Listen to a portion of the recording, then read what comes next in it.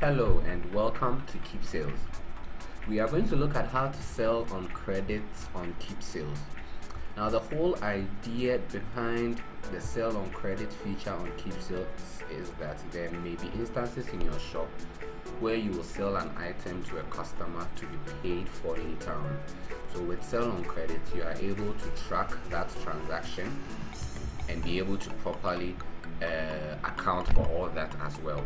Okay, so let's go on into learning how to sell on credit on Keepsales. Okay, so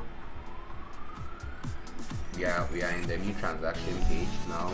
In subsequent videos, I have covered on I've looked at how to sell on Keepsales with or without receipt. So you can revisit those videos to be able to know about the new transaction page and how to sell on Keepsales. So I'll be running through this a bit quickly, but just a recap. If you want to get to this new transaction page, you can always go to the new transaction button on the navigation bar, or if you are on the home page, is right here. You can just click on new transaction and then you are brought to the new transaction page. Okay, so in the new transaction page, we are going to try and sell a couple of items. So let's say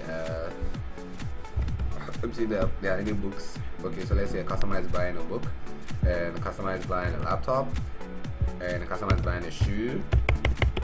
Okay, so we have all that. Okay, so now it tells us our total. Sorry, that the customer is paying 2,150. Okay, so we have all that in place.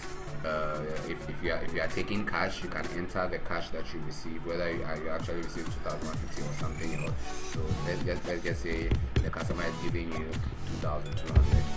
Okay, you can just type that in, the payment method being cash, and then okay, so now these four options. Okay, you can either sell with receipts, scheduled delivery, sell with no receipt, or sell on credit. Okay, in this video we are looking at how to sell on credit. Okay, so when we click on this, okay, you realize that there's a message that appears here. Okay, it says please make sure to add a customer to this sale before selling on credit. Now this is very important because you are selling on credit, you need to be able to track the person who actually bought these items on credit. So then you have to add a customer to the sale. Okay, so it means once that is clear, we just go back. Okay, so let's scroll up, and then there are these 5 features, okay, below our product section. Okay, so here the first option here is add customer to this sale. Okay, so this is where we add customer to this particular sale. Now we have another video, there's been another video that I have made that is going to talk about how to add a customer to the video, but then basically you can either select an existing customer or add a new customer. So an existing customer, you already have the names of these customers on your list, so you can select either one. Okay, and then you click on done. Or if you don't have the database of this customer, okay, you can just click on add new customer, and then you can just let's say then customer buying the item is called Josh Quartin. Okay, so you can have that, and then you enter the person's number. Okay, so depending on which country you are, you can enter using whatever code or whatever approved number that works in your country.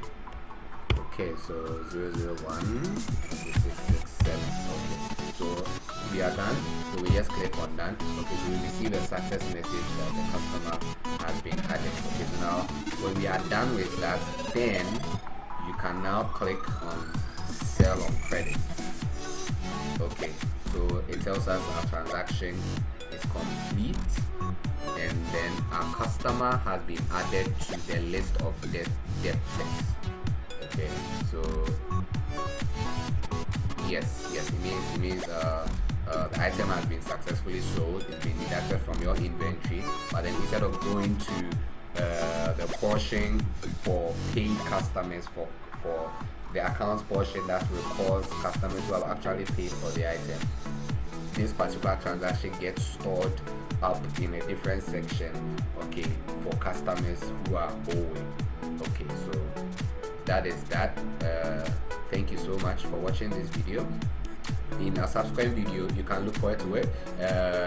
We'll be looking at where to access the list of debtors. Okay, so we'll have a separate video for that. But in the meantime, thank you so much for watching this video. I hope you enjoyed this video. I do have a wonderful time. Bye.